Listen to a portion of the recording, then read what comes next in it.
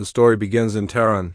A few years after the Iranian Revolution, a turbulent time when the Iran-Iraq War rages on as one of the longest and bloodiest conflicts in modern history. Amidst the chaos, we meet Shida, a young mother determined to reclaim her dream of becoming a doctor. She visits the dean of a medical college, hoping to resume her studies, which she abandoned years earlier due to political unrest and marriage. But her hope is crushed in an instant. The dean coldly informs her that she will not be readmitted, citing her past involvement in political protests as the reason. Devastated, Shida returns to the apartment complex where she lives with her daughter, Dorsa, and several other families. Dorsa has been staying with their kind downstairs neighbor, Mrs. Ibrahimi, while her mother was away. Seeing Shida's distress, the old woman gives her a warm hug and encourages her not to lose hope. That night, overwhelmed with disappointment, Shida packs away her medical books into a plastic bag. Among them is a cherished physiology textbook, a gift from her late mother with a heartfelt note written inside the cover. The book once symbolized her future. Now it only reminds her of a dream slipping away. She locks it in her bedside drawer and places the key on top of a cupboard as if sealing away a part of herself. Moments later, her husband Iraj comes home. He's a practicing doctor and was once her classmate in medical school. Shida tries to stay composed as she tells him about the rejection. Iraj listens sympathetically but gently implies that it might be better for their family if she gives up on her studies. His words hit her hard. Before she can respond, air raid sirens suddenly wail outside, signaling an incoming missile attack. The family rushes to the underground bunker with the other residents as explosions threaten the city above. Down in the shelter, Dorsa clings to her beloved doll, Kimia, for comfort. She spots a boy about her age and whispers something to him. He hands her a small ball-like object, which she accepts quietly. Curious, Shida asks Mrs. Ibrahimi about the boy, and the neighbor explains that he's the landlord's nephew, recently arrived in Tehran. There's something unsettling about the encounter, though Shida brushes it off. The next morning, Shida wakes to find Iraj and Dorsa chatting at the dining table. Dorsa nervously claims she heard someone walking in their home at night and thinks it might be the jinn, malevolent spirits from folklore. Iraj gently reassures her, telling her such things aren't real, and playfully adds that Kimia will protect her while she sleeps. But the morning also brings grim news. Iraj is holding a government letter. He reveals he's been drafted to the war front, forcing him to leave home. He suggests Shida and Dorsa stay with his parents in the safer northern region. Still stung by his earlier remarks, Shida refuses, asserting that she's perfectly capable of protecting her daughter. That evening, Iraj departs for military service, leaving Shida and Dorsa alone in their apartment as the war creeps closer. The next day, Dorsa asks to sleep beside her mother, her fear more intense than before. Shida senses her daughter's unease and gently questions her. Dorsa admits she's terrified of the jinn, which keeps her awake at night. Shida firmly insists that such beings are just made-up stories to scare children, but Dorsa whispers that Mehdi told her about them, the same boy from the bunker. A chill runs down Shida's spine as she realizes this isn't just childish imagination anymore. Not long after, Shida pays a visit to the landlord's apartment where she's greeted by Mrs. Ibrahimi. She explains that Mehdi has been telling frightening stories to Dorsa, giving the poor girl terrible nightmares. But the landlady's response leaves her stunned. She insists that Dorsa must be mistaken because Mehdi is mute. His parents died in the war months ago, and the boy hasn't spoken a single word since. This revelation shakes Shida to the core as she silently returns upstairs, unsettled. Later that day, as Shida plays with Dorsa in their apartment, the phone rings.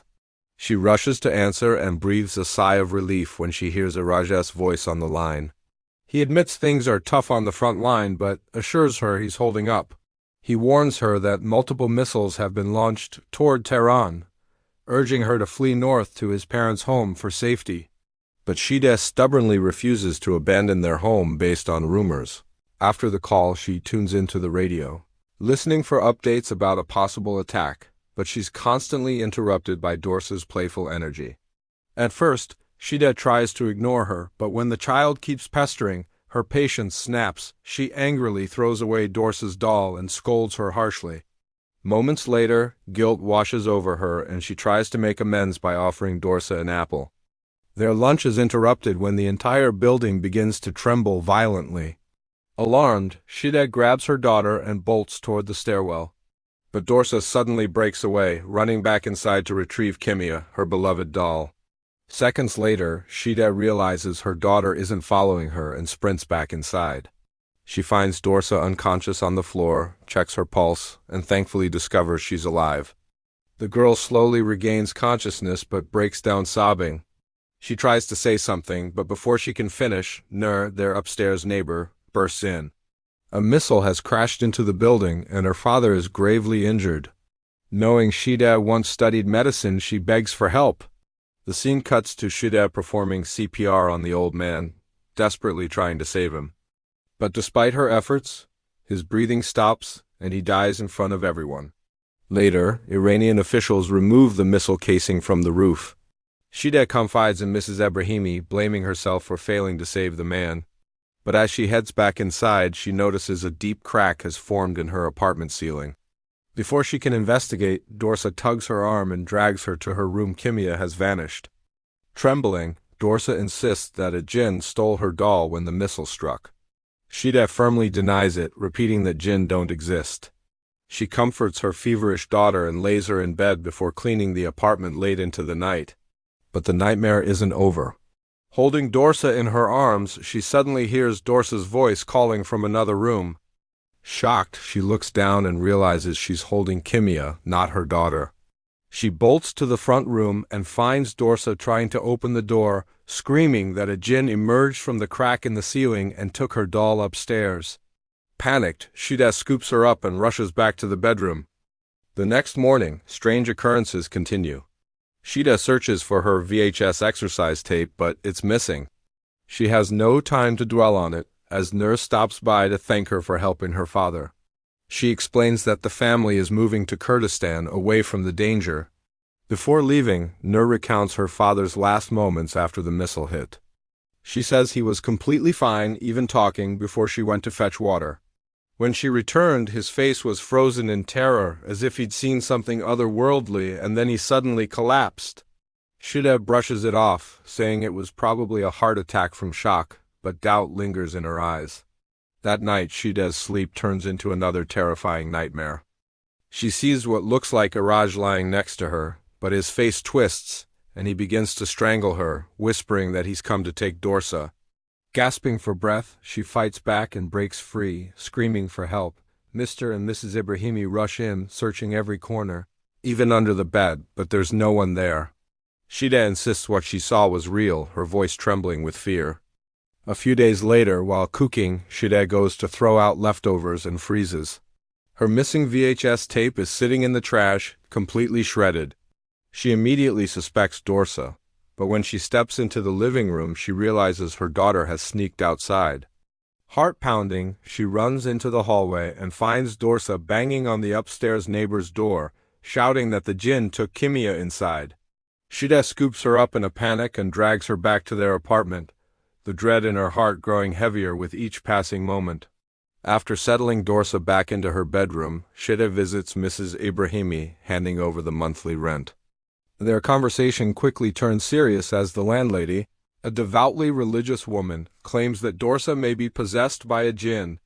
She explains that these malevolent spirits travel on the wind, wandering until they find a vulnerable soul to inhabit. Shide tries to dismiss the idea, insisting that her daughter is simply feverish and delirious, imagining that her doll walked upstairs. But Mrs. Ibrahimi issues a chilling warning: if a jinn takes something precious from a person, that individual becomes marked. The spirit will follow them forever unless the stolen item is recovered. Unfortunately, this is only the beginning of their isolation. Over the next few days, the tenants evacuate one by one.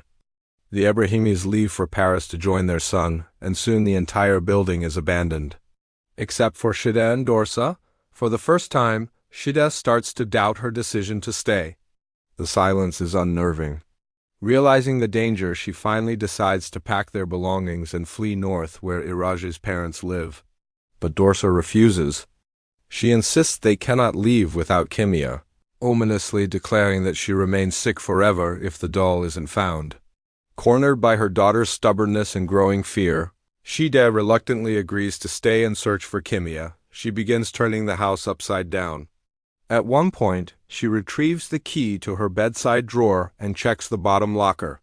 Her treasured physiology book, a gift from her late mother, is still there, but the doll is nowhere to be found. Exhausted, she decides to rest with Dorsa that night. For the first time in years, mother and daughter share a bed. But peace doesn't last long. In the middle of the night, Shida wakes to find a dark figure watching them from the doorway. Heart-pounding, she jumps up and gives chase, but the apparition vanishes through the ceiling crack, leaving her terrified. This is the moment she finally accepts the horrifying truth: a jinn is haunting them. The next day, determined to protect her daughter, Shida tapes over the crack in the ceiling as best as she can, then frantically searches every corner of the apartment for the missing doll. Her frustration boils over. Overwhelmed by fear, she lashes out at Dorsa, even slapping her in anger. The child bites her hand in retaliation, and they briefly struggle before a sudden tremor shakes the entire building. Neither can tell whether it's bombing outside or the jinn itself shaking the house. That night, Shida climbs to the roof, peering through the gaping hole left by the missile. She peers into Nur's abandoned apartment and freezes. On the floor lies her physiology book. Horrified, she races back inside and opens her bedside drawer. The book is gone. In its place lies the mutilated corpse of Kimia, torn to pieces. Dorsa breaks down in tears, but Shida gathers her courage. She tapes the doll back together as best she can and reassures her daughter, "I'll fix everything." Before they can process what's happening, air raid sirens blare once again, echoing through the empty building. Shida and Dorsa frantically pack their bags, including the doll, and rush toward the bunker. But before they can reach safety, a jinn attacks, taking the terrifying shape of a chatter, a large Persian cloth, swirling like a living shadow. It wraps around Dorsa, trying to drag her away. Shida fights desperately, pulling at the cloth with all her strength. She manages to free her daughter, pushing her toward the stairs, but then the chatter engulfs Shida, dragging her across the floor. Just when it seems she'd be lost forever, Dorsa bravely reaches out her small arms and pulls her mother free. Wasting no time, the two race to their car and speed away from the haunted apartment complex. The nightmare seems over as they disappear into the distance. But the camera slowly pans back inside the building. And there, lying untouched, are Kimia's head and Shida's physiology book. The implication is chilling: the jinn still has a part of them, and this haunting may not be over.